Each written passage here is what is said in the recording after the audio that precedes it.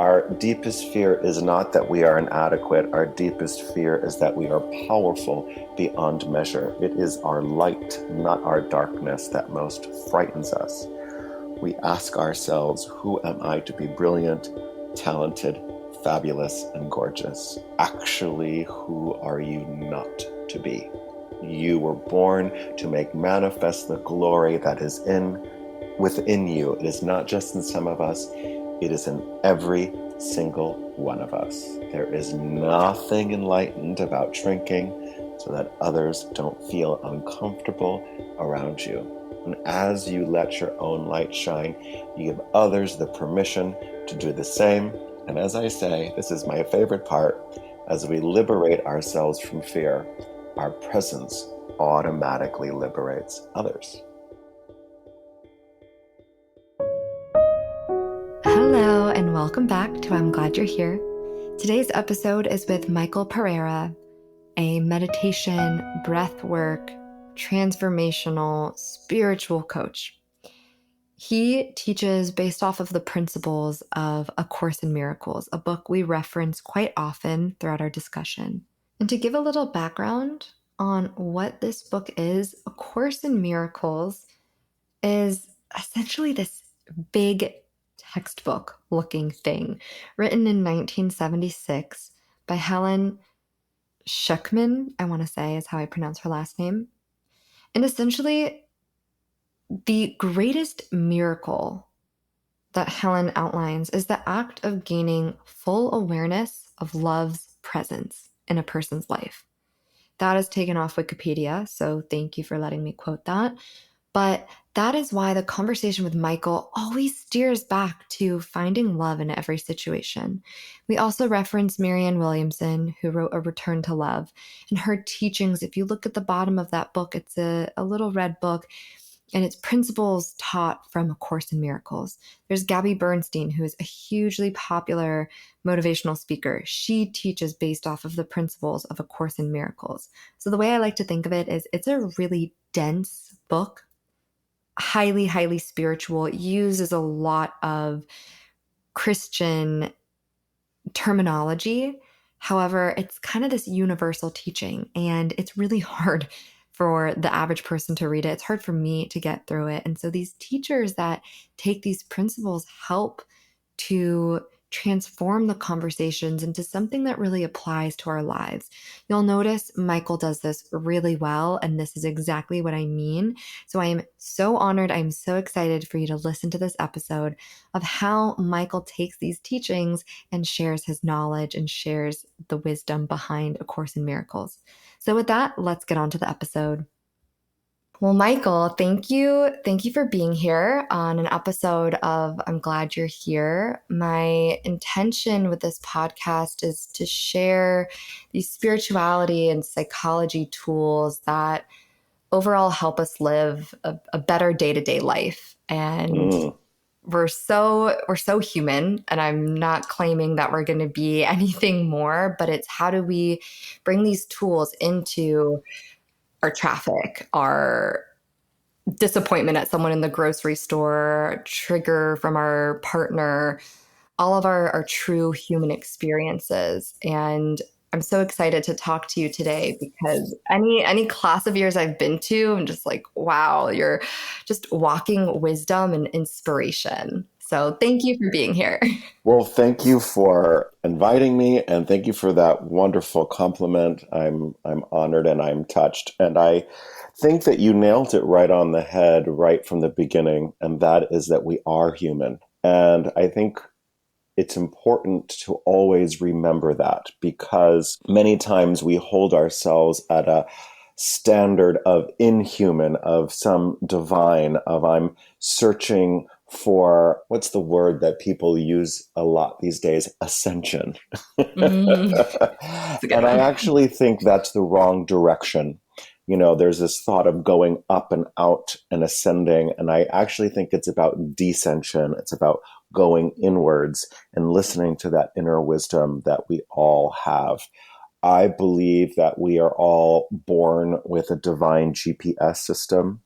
This divine GPS system is our sensations in our body, the actual sensations in our body. And those are the signals that we're on the right path or the wrong path. Not that there's a quote unquote wrong path, but you know what I mean. Mm-hmm. We're verging off of our authentic self. And I also, talking about authentic self, I was just thinking about this the other day. What is our authentic self, right? Because so many people are talking about this these days, and it's really in the zeitgeist these days about Mm-hmm. authenticity. And I don't think it's this self-indulgence of feelings. I'm angry, so I'm going to be angry and I'm going to act out angry. This is my authentic self. I believe that our authentic self is love. That is who we actually really are, right? When we take away everything, then underneath all of that is love. And that is the core of what I teach and what I try to share. And I get that from what I learned from A Course in Miracles. Beautiful. And so many thoughts are coming to mind. I Tell guess me. I'll start with this one. I'm like, I just got to be so present that I'll go with A Course in Miracles. I know Mm-hmm. this book from Gabby Bernstein, who also shares a lot of those practices. Yes. What was your introduction to it? What brought you to study A Course in Miracles, and what did that process of studying it look like? Well, I found it very serendipitously. I think most people do. It appears in people's lives when it's most needed. I was a young man at the time. I was in my early 20s. I was living in New York City and was in the middle of a nervous breakdown. Mm. And one afternoon, I was on the one train going uptown, and this woman looked at me and said, "I think you need this book." And she handed Wow. me a book. I looked at the book and it said, "A Return to Love, based on Oh, the principles of A Course in Miracles," written by Marianne Williamson. I looked up and the woman was gone. oh my God. So I read this book very quickly. I think I read the first time I read A Return to Love was like in 3 days, and it's very dense, but I just was devouring it and wept my way through that book. Hmm. And about a week later, I was still holding on to the book. It was a pink cover at the time, I remember, with a picture of Marianne on it. And somebody on the train said to me, "Oh, she's talking today at like 7 o'clock." You're on the train. This is Yeah, crazy. yeah. The subway had good vibes for me. Yeah. And I said, "Oh, yeah, really?" And they said, "Yeah, it's at 7 o'clock at town hall." And so I went and sat through a lecture of Marianne's and wept through the entire lecture also, and then discovered what she was talking about, what she was teaching was based on A Course in Miracles. And Mhm. then picked up the book, bought the book, tried to read it. It was very hard to understand as a 24-year-old, boy, really. And just started following Marianne, and then little by little reading it. At times, I could only read like a paragraph because it was so deep. And it basically taught me how to live not as a victim. I was Mm. very much in a victim mentality in my early 20s. Um, I didn't understand why things were happening to me. I blamed a lot of people and a lot of situations. And it taught me to look through what I say the lenses of love. I was always kind of looking through the lens of fear, of lack, of blame. And it taught me to look through the lenses of compassion and mercy and forgiveness and atonement. Wow. Wow. It's beautiful. And I can only imagine how dense that book is because a lot of the books that just share teachings from it are quite dense. So Yes. that that's a whole undertaking. I understand that that Hmm. is a multi-year project. It also took me some time to accept the symbolism of it all. I was raised Catholic, and so A Course in Miracles uses Christian terms as symbols, not as, praying to God or to Jesus or to the Holy Spirit. They are but symbols, meaning God is, for me, how I understand it, the animating force of the universe, which is love. Jesus is an avatar for us to be more Jesus like, right? A Course in Mhm. Miracles says that there is only one begotten Son. If there is only one begotten Son, then we're all it. Oh, We're all wow. it. Yeah. I'm really grateful that you brought up that point because I haven't read it, but you look at the back or you read a little bit and you see a lot of the Christian terminology Hmm. and that really makes me hesitate. So I Sure. love that. I love that it's this overall metaphor because we all understand those roles. We understand the idea of Jesus and resurrection and Mother Hmm. Mary and these principles. And it's Yeah. not about that person, but what it is in all of Well, us. I have also studied Buddhism and have done several Vipassana silent meditation retreats. And in the same vein as I believe Buddha and Jesus, these symbols, it's for us to be more Christ-like, to be more Buddha-like. Buddha never asked to be prayed to. Hmm. He did not want you to idolize him. And I don't believe Jesus did either. Jesus was to say, I am like you and you are like me, right?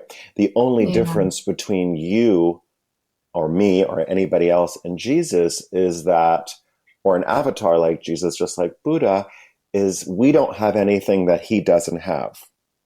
He just doesn't have what we have. That's a good one. That's Right? a good one. And that means the perception of fear, right? How did someone like Jesus create miracles? He created miracles because his vision only saw the love in people. He saw Mm. beyond the fear that exists in this world. And that vision was so incredibly clear that it made the leprosy disappear because he did not see the leprosy. He saw beyond it to the core within that person. We all have that capacity, right? A Course in Miracles says that we are all miracle workers, but we must first learn, imbibe, live, embody all those words, the teachings, and that is that only love is real. Beautiful. I felt it in every word, and I think it's such a special way to remind people when they step into these spaces. Okay, we're doing breath work, we're doing meditation. This is why we're This is why, we're yes. just looking at love. We are love. Yes, and the problem is that it takes ferocity, right? You must be very fierce to stand in that place, right? There are more people in this world that believe in love, that are loving, than the ones that believe in hate and fear. However, the Mhm. difference is that the ones that hate with incredible amounts of passion and conviction, and the Mhm. ones that love, I'm sorry to say this people may not like this, we're a little lazy. Mm. We love when it's convenient. Yeah, It's got I to can be see that. all the time. And that means outwardly and inwardly. What Yeah. is the most loving thing that you can do right now? Really, the most loving thing you can do right now. And letting that truth come up and then acting on that. Not when you feel like it, not when I've had my green juice and lit some incense, not now. What is the most loving thing I can do right now? Yeah. And it's also not about I mean, it is a little bit, but it's not about navel gazing all the time, just looking inwardly, right? Mhm. Because we only heal in relationship, right? We only Mm. heal out in the world in relationship. And what is the most loving thing I can do to my brother, to my neighbor, to this other person? That is how that transformation happens. A Course in Miracles says, don't look for yourself in yourself. You are not there. Wow. That's great. Yeah. I wanted to ask more about that healing and relationship. And, oftentimes we hear that as everyone is a mirror of what you're suffering through or what you're experiencing. You learn from others. So I'm curious your framework around that. How does healing in relationship look? I mean, it looks different for every relationship, right? Because some Mm-hmm. relationships are moments, right? Because even the cashier at the Mm-hmm. Sprouts and the Whole Foods is a relationship, right? We've come into contact, and that's all been divinely placed there for our own, for their healing and our healing. So it must start right there in the little ones. Am I talking Yeah. to this person with compassion? Am I talking with this person in mercy? Am I ignoring them? Am I being present with them? Because even that counts, you know? It's not from A Course in Miracles, but it might as well be.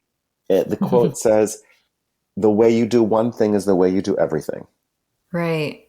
right? Right. So it starts with that. And then it can extend out to other relationships, whether that be with a parent, with a lover, with a friend, with a coworker, and everything has its nuances, but also realizing that uh, we are speaking to God in drag, in love and Mm. drag, Yeah. right? Mm. Totally. In our human experience. That's Yeah. right. Can we, like this avatar named Christ, look beyond and see the love that is in that person? Because Yeah. everything that's done in this world is a loving act or a call for love. It's Wow. super nice. It's super easy and like a piece of cake to be kind and generous and compassionate to people that are nice. The real Right. rub is when they're not. Right. And that goes back to that Marianne Williamson quote of people will be magnetized towards your love. Your That's love right. is what changes the world, not being cruel to someone and expecting them to be different. Right. But and I don't want to say killing with kindness because that's different, but it is ultimately like true love towards that cashier, your Yeah. neighbor, your friend. That is what changes It humanity. does. It absolutely does. And you said the word magnetic, right? Another Mhm. word for me for magnetic is someone that's charismatic, right? Because Mm. people that are charismatic are very magnetic. And what is the etymology of charismatic? Christ, the word Christ, Oh, wow. right? And that is just light, right? And light as understood in A Course in Miracles is understanding and love. There is no darkness. It's just the absence of light, right? So when you Yeah. turn on the light, the darkness disappears. When you turn on the love, the fear disappears. And we have that capacity to make that choice every moment. It is a choice. Yeah. We can decide that Absolutely. I'm going to walk into the world fearful. I'm going to walk into the world loving and letting that guide us. And then I add, the added intelligence of our own bodies, right? Because we can Mm. start sensing what I would call like the gentle attraction and repulsion of life, through this lens of love. Which way do I go? Mm. I love that too, that the attraction repulsion, it's not there's no negativity there. Yeah. There's no, It's just again, a it's that there's no sensation. victim, there's no blame. Right. It's just feeling, it's just trusting, it's that gut, it's that intuition. It's I'm being pulled this way, I'm not being pulled that way. Yeah. Well, also, I feel that we get stuck in our ideas and our thoughts a lot, right? So Mm, sometimes when I work with people privately, they'll share with me, I'm feeling anxious. And I say, okay, great. What does anxious feel like? And they mm, go, well, it feels that I can't move. I'm like, that's a thought. What is the actual sensation in your body?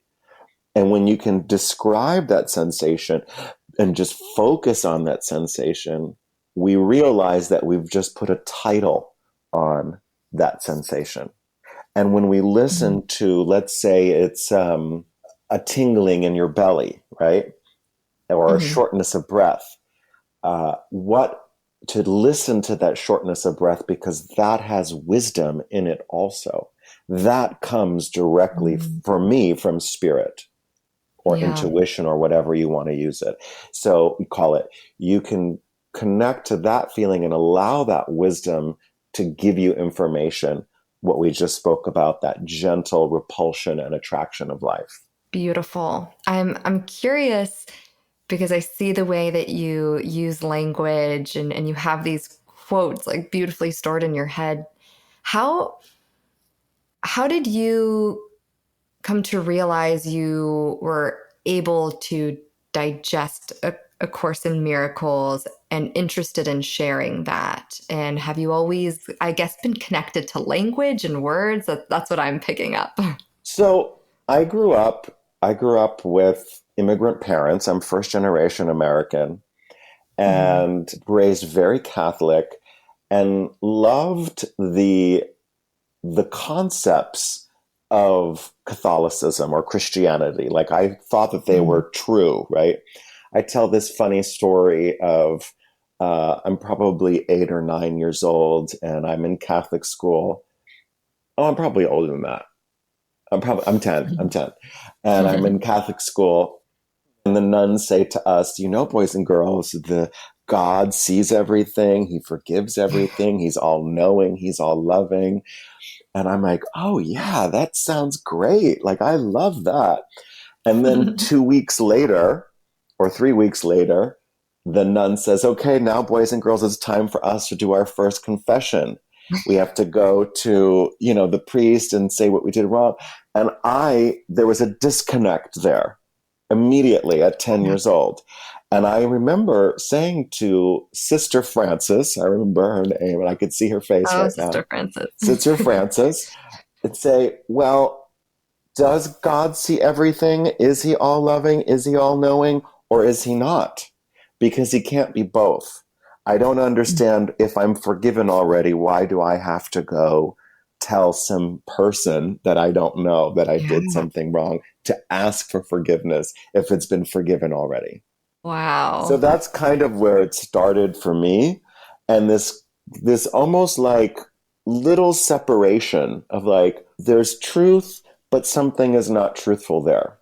And Mm. then I went into the performing arts. I was a performer in New York, working and dancing around Broadway, and had this nervous breakdown. And there was something inside of me that said, it was a true dark night of the soul. And something inside of me said, there's got to be a better way. Mm. I felt off and I felt almost in danger, like of my own sanity, my own well being. And I remember it was probably a day later that the woman handed me a return to love.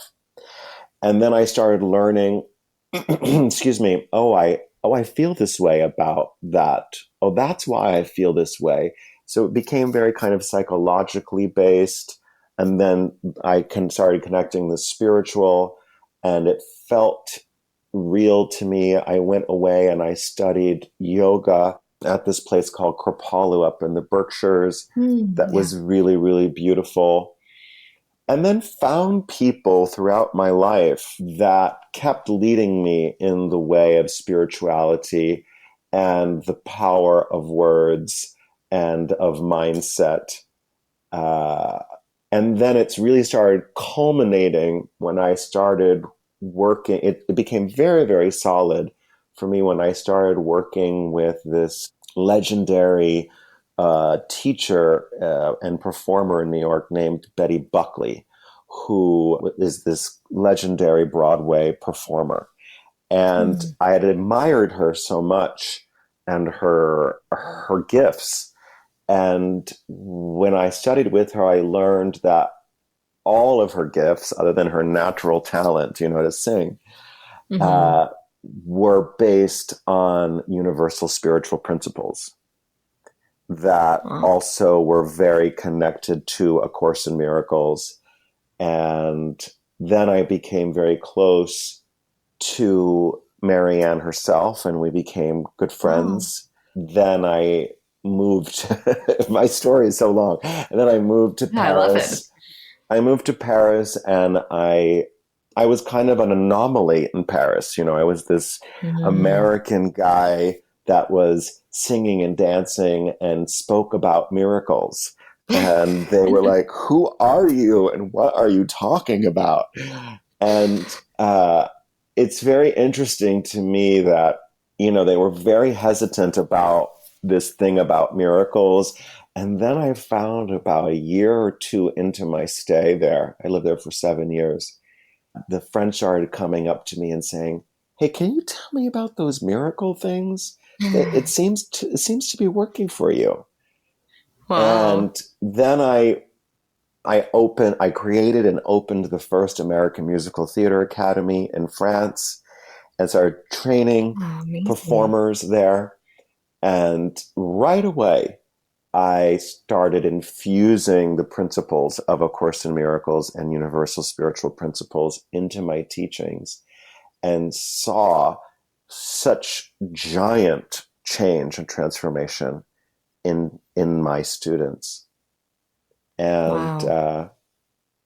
and then yeah, that's how I started.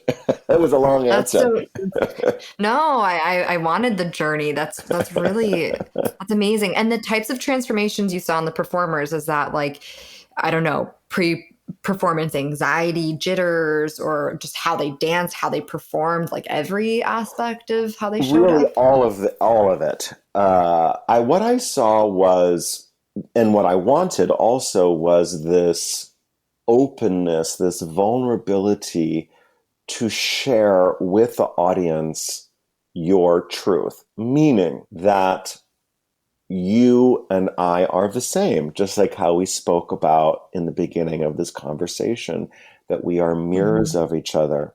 And as a performer, we stand there as a tool of projection. If Wow. we open ourselves up and we show the audience, "I am human, everything I have felt, you have felt, and vice versa," then that creates this heart connection. And that magical moment of healing happens because we see ourselves in the Mm. other.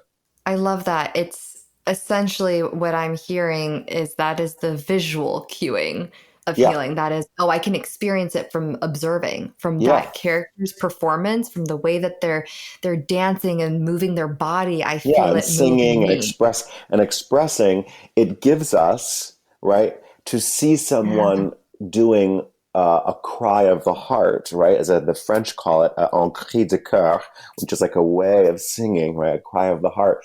It awakens that inside of us. So we start healing each other. It's not of I'm the star on the stage and I'm here. It's like, no, we're here together. I am nothing without you. The performer is nothing without the audience. The audience is nothing without the performer. And for me, I would say to my students all the time, where is the love? Where is the love in Mm. this song? Where is the love in this scene? Where is the love in this character? Because again, everything is a loving act or a call for love. even in the villains, even in the bad scenes, Yeah. they believe that they're being loving. We must have Mm, compassion for the other humans, right? And that's just a character, the other humans, just like how we have to have compassion and mercy and forgiveness for the people that have hurt us the most in life. beautiful. I'm thinking about Vipassana and how you've done these silent retreats. Mm-hmm. And it's back to that. The thought that's coming to mind is we're saying Why? Why would there you do is no why would I do that? that? Well, kind of. But what's coming up is we're talking about the absence of love. We're not Mm-hmm. saying there's hate exists. We're saying it's an absence of love. And now we're talking and we're communicating. And I'm wondering, is silence a type of absence of projection, or kind of what happens in these silent retreats and what called you to So, them? what called me to it was this kind of stripping away of the world. We live, it's just the world that we live in. You know, we must look at the reality. And we live in a very fear based world, right? We open our Mhm. phones, we turn on the TV, we turn on our computers, and we're bombarded by it all the time. And it's important for us to know it. I do not advocate, yeah, that's the word. I do not Mhm. advocate, you know, oh, that's a low vibe. I can't deal with it. Okay, I hear Mhm. you, but we must be aware of it, right? Because only in the awareness and the acceptance of what is can it be transformed. We must see it for what it is, right? There's a difference between negative denial and positive denial. Negative denial is, I don't see it, it doesn't exist. Positive denial is, I see it, but I'm going to look past it and look to where the solution is. Where is the love? All of Mm. that being said, yes, going into silence is a detox. You know, it is a Mm. detox in many ways, especially at these type of retreats. There's no reading, there's no writing, there's no phone, Wow. no exercise, no eye contact with anyone, and you're in silence. You are living a true monastic life. And enlightenment is not a learning, it's an unlearning. There is a sort of detox of it, detoxing these thoughts, detoxing these beliefs and stories. And A Course in Miracles says miracles come quietly into our lives when we stop and Mm. are still, right? Wow. So it's about getting back to the purity of who you are.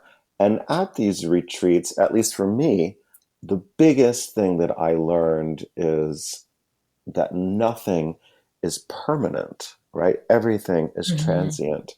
And to get quiet enough, right? Vipassana is, for me, a body centric meditation. It's about listening to the Mm. sensations of our bodies, the breath, the desire to want to move and to still sit still and allow it to come and go. So Mm. that is the point of Vipassana, is to get quiet enough to find that hidden wisdom, to find the spirit inside of you that's telling you and leading you where your authentic path is. Yeah. And it's funny. My thought, well, first, it's there's so much control that we must let go of when we do something like that, like Oh my the God, totally. expectation. And then I'm sure 10 minutes in, it's like, wait, what did I just sign up for? What am I doing? Oh my God. All of the mental chatter. And what's so strong for me now, and just hearing all of that, as I was going to even ask, what if you have these thoughts and you want to write them down? Which I'm finding so silly, because that's that same control that I'm even Right. talking about now, Yeah. of like, oh, I want to retain it. I'm not going to remember it. That And is a it's, fear that comes from a fear yeah, place. I'm going to forget. right. Right. So now I'm getting it now. Watch me sign up for it. Yeah. Um, because there's no distraction of the external buzz of this Yes. fear-based system. You're deeply with yourself. You are only with yourself, truly only with yourself. And it is a detox in many, many ways. I found myself thinking things that I hadn't thought about in 20 years, Wow. and like, why do I still believe that? Asking, and that is the real spiritual path, right? Of questioning our thoughts, questioning our motives, questioning our actions. That is what all of these teachings are really here to do, is to kind of heighten and enliven our metacognition, right? Questioning Mm. our own selves. Is this loving? Is this really loving? Why did I do that? Is that loving? Why do I believe that? Oh my gosh, I still believe that? What the heck? So it's and that's always going to be there, right? Because we're human. Yeah. And I'm just thinking of how when I reached out to you, it was in response to something you posted about, I don't remember exactly right now, but just calling out your humanness. And I don't always feel great about what I put out, or I'm uncertain. Right. Oh, right, right, right. Yeah, I don't Yeah. remember what it was either. But But yes. that was the essence, and I Yes. responded like, whoa, that was so refreshing because I love what you say. And also like thumbs up, I'm here for you. And I wanted to segue into the coaching that you do, and the Mhm. type of the work that you offer. And so I just wanted to call that out, that it's really beautiful to see, one, how human you are, that you have these amazing experiences and wisdom, and you teach from A Course in Miracles, and you're also so human and you have the same Oh, I'm feelings that you incredibly talk human. about. I'm so human, and I still have things that I want and desire and wish for, and sometimes I get it right and sometimes I get it wrong. But what's important is that we are aware that we're trying to get it right, right? A Course in Mm, Miracles says right. that your willingness is everything. And it's that willingness to want to be better. Every day as I lay down and get ready for bed, I ask myself, could I have been more loving today? Mm. Could I have been more loving? And sometimes I say, yes. And sometimes I said, no, I did a pretty good job today. I did a pretty Yeah, good that's job. your little meter. Is Yeah, that something you picked up in Vipassana, or you started before that? it was just something that I came up with somehow or another. I don't know where it came from, Yeah. but it's something I came up with. So yeah, what I do is I'm still trying to figure out like what I do for people. Uh, but I know what I offer. I offer this ability to hold really strong, what I would call like a brave, safe space Mm. where all of your feelings are safe, all of them are acknowledged, and then we look at them through the lens of love. Where is this as loving as you can be, not only to the outside world, but to yourself also? And then calling what I would say a thing, right? Calling a cat, not putting all these other words on it and these titles and things like Mm. that. Really As in, like, distilling. that's a big, fat, ugly cat. No, it's just a cat. Yeah, it's just a cat, Yeah, people. Yeah. just a cat. And now, do you want to move closer to that cat, or do you want to move away from that cat? And then Mm. allowing that information to guide you again on that GPS system, and distilling everything down to its most loving place, and then using meditation and then breath Mm. work in these sessions to solidify this truth that's inside of you. Because I'm not a guru, I'm not a magician, I'm none of those things. The wisdom is yours. It's just I'm Mm. helping clear away the fearful thoughts and allowing Mm. the space to come forward and speak its truth. And a lot of us, most of us, are afraid to speak the actual truth. And it doesn't even have to be like the beautiful, warm, and fuzzy things. It can also be the hard ones. I also think there's incredible power in speaking that truth, right? We do live in a world of over positivity, right? I don't want to put any Mm. negative vibes out into the world. Even the Mhm. negative vibes are there for a reason. They're the, as my therapist would say, they're the check engine light in your car, right? They're a Mm. warning, Yeah. right? Check this. This is here. Look at it, right? Don't ignore it, because then the car is going to break down even more. Like, for instance, I have a client that she's got these issues through her life. And when we really distill it down, the truth of what she believes is something so untrue. But Mm. because she had the fear of saying it out loud, that it was too negative, or if I was to say it, it's really going to come true or it's going to get Mm. worse, it festered and grew larger and larger, right?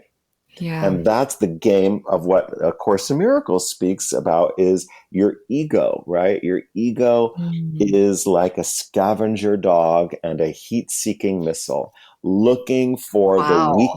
the weakest part of you, right? And getting in there. And its Yeah. number one game is seek yet never find. Mm. Seek yet Wow. never find. And it will keep you in this kind of dull river of misery. And I say Yeah. dull because it's sustainable. Like, oh, it doesn't feel that bad. And sometimes it feels okay, but it's just dull and keeps you, numb. But Yeah. if we have the courage to speak it, to tell the actual truth, the truth with a capital T, will then come forward, right? It's like that belief is the Mhm. little T, the little truth. Like, for example, let's pick something random. You believe that you're ugly, right? Some people believe Mhm. that they're ugly, right? Yeah. So that's the little T. That's this Mhm. imaginary thing that someone projected on you or that you imbibed from someone. That is not yours. And when you actually have the courage to speak it, it starts breaking its hold on you, and love Mm. can then come in, and you will see that's impossible. How could you be Totally. ugly? Right? Yeah. All the children of God are special, and none of the children of God are special. We are all the same. We all have beauty. There's beauty in every single one of us. Yeah. I see how challenging it is to call it out because when things live in our mind, that's where they grow and that's where you stay in that mucky water Yeah. and "Oh, I'm ugly now. I need Botox. I need this. I need ways Yes. to supplement it. And it's Hmm. not really just calling it out and letting it shatter and letting it Exactly. go. Well, it is shining. It's, that's a dark place inside of us, and it's shining the light on it, right? And it's like Mm. bugs or cockroaches. As soon as you turn on the light, what happens? They run. And it's the Mm. same thing with these thoughts. When we shine light on it, they have no choice than to start disappearing. And that's the greatest fear of the ego, is it not being Yeah. needed anymore. So it's holding on for dear life. And the minute Yeah. that you shine that light and you speak whatever that belief is, there's a little separation. And then in that separation, love can come in. That loving thought can come in. That's beautiful. And speaking on that and the ego holding on for dear life and not wanting change, not wanting to see things differently. I'm curious if you can speak to how meditation and breath work is utilized in these sessions or just in your experience to create that separation. Why breath work? Why breath work? Breath work came to me very, very early in my 20s at this place called Kripalu. Mm. And it was holotropic breath work, and it's the breath work that I teach. And what it does, I find, is because we do live in the mind, right? There's so many thoughts going on. In this form of breath, in a very powerful way, our conscious mind turns off, and then our subconscious mind rises up and it starts releasing everything or releasing what needs to be Mm. released in that moment. And I explain it is that tons of energy, air, breath, circulation, oxygen is coming into our body. And that is a detox, right? So it's pushing it out. It's like if I have a glass with dirt on the bottom and I Mhm. pour clean water into the glass, what happens? All of that dirt starts coming up. And as I just keep pouring more and more water into it, little by little, the water gets clearer and clearer and clearer. And that is the idea of not the idea, but the principle of breath work is that we're flooding the body with so much breath, i.e., love, that all of that stuff starts coming up in a very primal, Yeah. non type of verbal way. And it creates that little space in between the thought and who we are. And so it starts making that little gap. And then the truth can start coming in. And we have the ability to see that it is not us. It might Mhm. live in us, but it's not Yeah. us, right? And to realize that we are not our thoughts. We have thoughts. Who we truly are is the observer of these thoughts. Mhm. And then, as the observer of these thoughts, of this consciousness that we are, we then can choose the most loving thought. I love that. And that was another question I had. Is breath work meditation? Are they separate? How do we kind That's a of good define the question. two? Is breath work meditation and are they separate? No, they're the same. I don't think meditation is how we envision some Buddhist monk sitting cross-legged and quiet, right? That Hmm. is a form of meditation, right? For some Hmm. people, walking is a meditation. For other people, cooking is a meditation. For some people, it's dancing is a meditation. And breath work is a Hmm. meditation. It's more active, right? All of Yeah. it can be, all of life can be a meditation if we choose it to be, right? And a meditation is just quieting the mind and being observant. That's really what meditation is at the end of the day, is just quieting the mind. So however we get there, we get there. And breath Hmm. work is just, I would say, meditation turned up a couple of notches, right? We're forcing Hmm. ourselves to go into that state of release and relaxation, and in a very energetic way, right? One is quite Hmm. active and the other one is more passive and quiet. And so my follow-up question with that, breathwork was something I was very hesitant to do for a Mm-hmm. very long time. And Because, it felt overwhelming. If I don't yeah, want to lose control, sure. I don't want to pant for my breath, whatever. All the ego fear. Mm-hmm. And of course, the minute I do it, I'm like, wait, this is the best thing ever. And oh my God, I can't believe I waited this long. I was going to ask, would you recommend breath work to anyone? Is there a certain quality of a person that it would be overwhelming, or is it beneficial to anyone? That's a great question. My mind has gone to some moments of people. I think breath work is beneficial for everyone. I'm not sure every style of breath work is beneficial for Mm, everyone.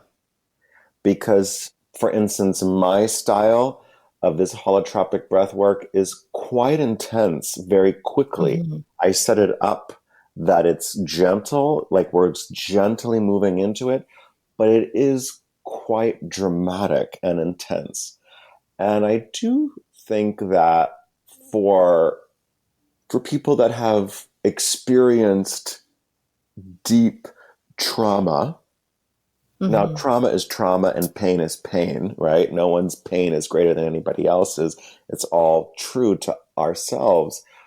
But when I mean like a real trauma that it has deeply affected their lives physically and emotionally and psychologically. I'm meaning something like some sexual abuse or physical abuse or experiencing a war, because those things happen. mhm, I mhm, do think that there needs to be a gentleness. There needs to be an ease. There needs to be care. I am mhm, not one that believes, let me rephrase that. I'm not one that advocates for quantum leaps, meaning these mhm, giant things, right? mhm, These giant changes. Do they happen? Absolutely, they do happen. I'm not sure that they're healthy for everyone all the time because our mhm, bodies need time to integrate it. I use the analogy of why is it that something like 89% of lottery winners lose their millions of dollars within the first 3 years? It's because they're not yeah, ready. They were not right. ready to receive it. And it's the same thing for breath work, right? If you've lived with a lot of trauma and you're healing, slow and steady wins the race. I tell this Yeah. story. I say this because it happened to me when I first started. I was, and I guess in some ways still am, impatient. And I found this beautiful, beautiful osteopath in New York City. And she had also studied Tibetan medicine with the Dalai Lama. And I Wow. was sharing that I really wanted my voice to be free and I felt my voice was stuck and I wanted to sing and all of this stuff. And I was just so passionate about it that she took out her big crystal that she got from the Dalai Lama and did Mhm. whatever magic she did. And I remember when my eyes were closed, but I could feel her over my throat. I remember feeling this little like pop, like in my In throat your throat. Oh my in my gosh. throat, right? And I remember like I was so happy skipping down the street. Uh, and then the next day, I felt horrible and Mm, sad and overwhelmed. And I called her and she said, please come back. And she said to me, oh dear, I opened you too fast, too soon. mm, I have wow. to close you up a little bit. Oh, And wow. that never left me. And I have seen that in my own journey again and through other people's journey of this kind of forcing things open. And that is not the wisest choice sometimes. So, is breath work for everyone? Yes. Should it be specific to each person? Absolutely. Right? Hmm. Absolutely.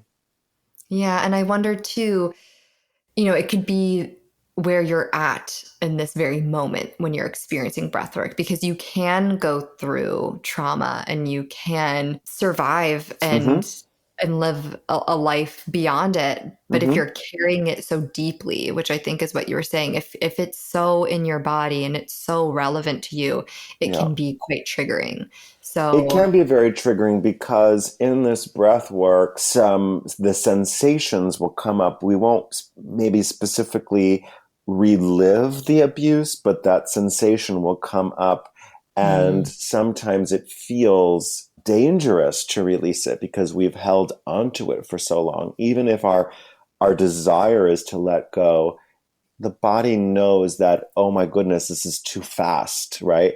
It goes into mm, that protection mode. And also that triggers, that wisdom also then triggers, how am I relating to this? How am I speaking about this? Am I Michael mm, Pereira, the victim of? Am I identifying with that? Which is yeah. then bringing the past into the present, right? And A Course in Miracles says that, there is no past and there is no future. There's only now. And Yeah. miracles only happen in the here and now. So, am I bringing the past with me all the time? Am I Michael, the trauma survivor? Or am I Hmm. just Michael? So Yeah. it signals, everything is very interconnected, and it's signaling to you all the time. Everything, God, Jesus, Buddha, Muhammad, Allah, whoever you believe in, is talking to you all the time. And can we get quiet? Can we actually get quiet and listen to that whisper? Or, as I say, the calling inside of our heart, right? Hmm. How rare is it that we get so quiet that we can hear and feel the beating of our own heart? That's the signal right there from the beginning.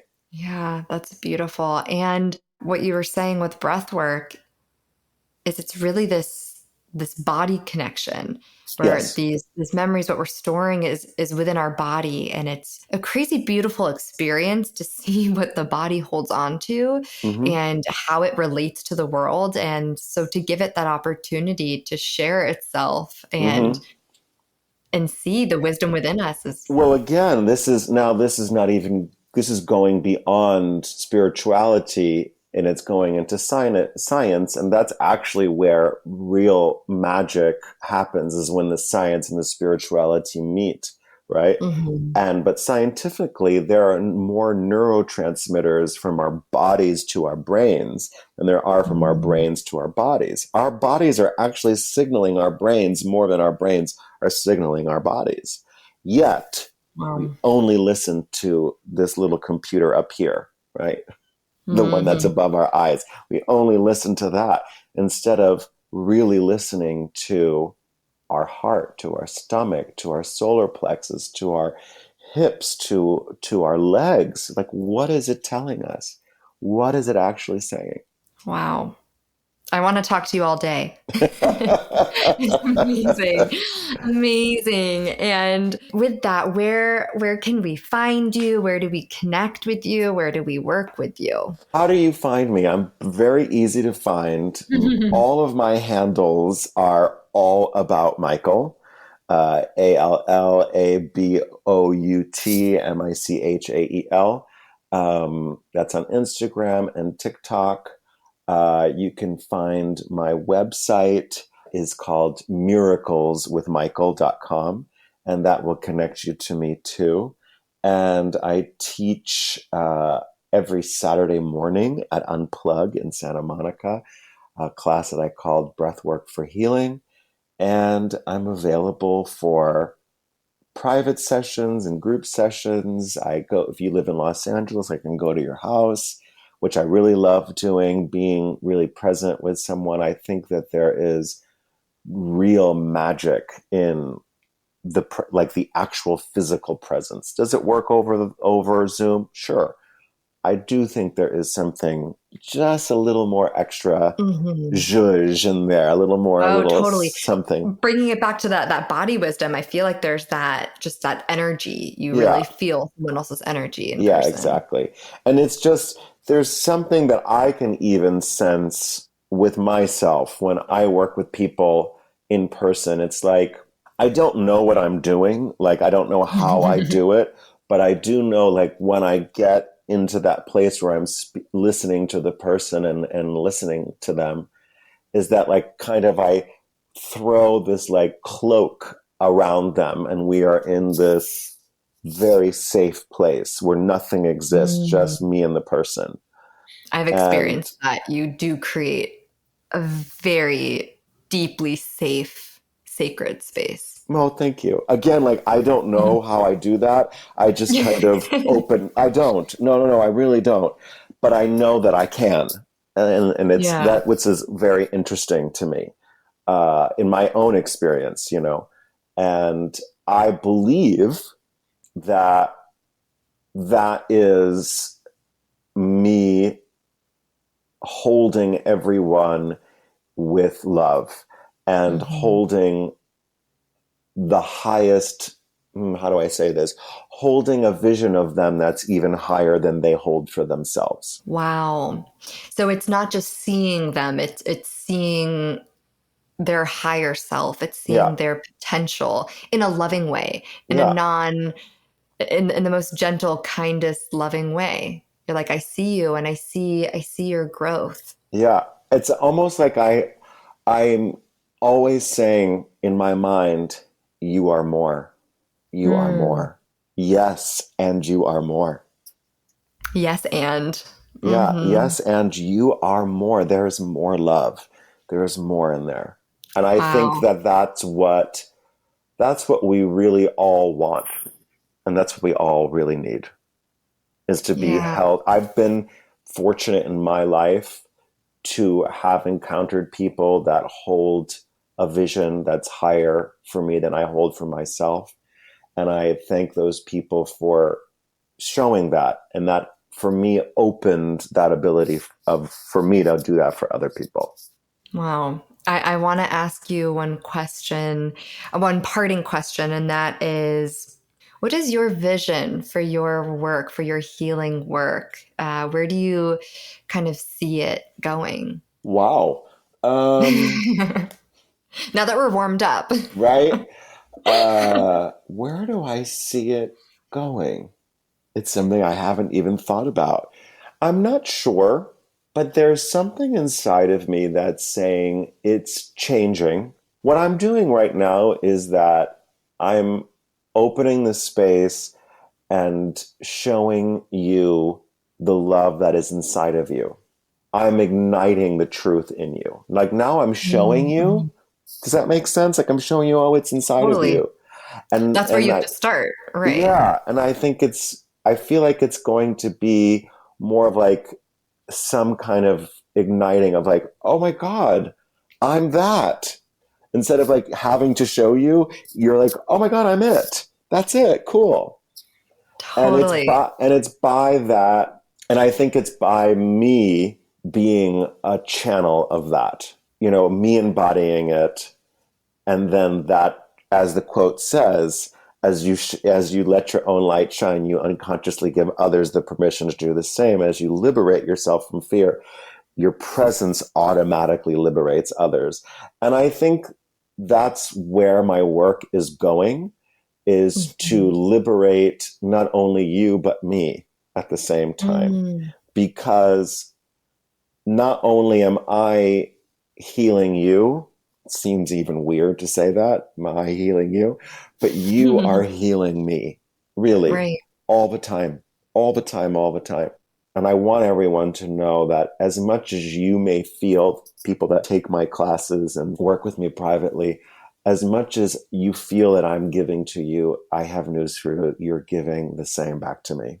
You absolutely Mm. are. That is so full of love and so kind and a beautiful place to and I don't want to end our conversation, but a beautiful place to pause.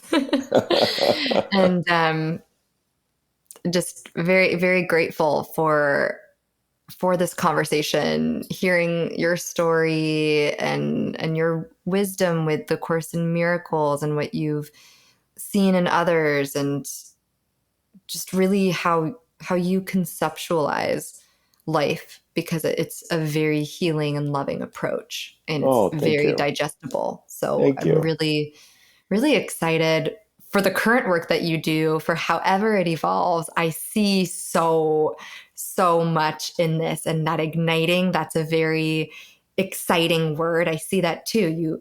But first it's the foundation, Yeah, giving I people the almost see it tools. like kind of like it sounds so woo-woo to me, but like this like lightning bolt like coming down. It's like Yeah. boom, like out there. I was like, wow, Zap. okay, cool.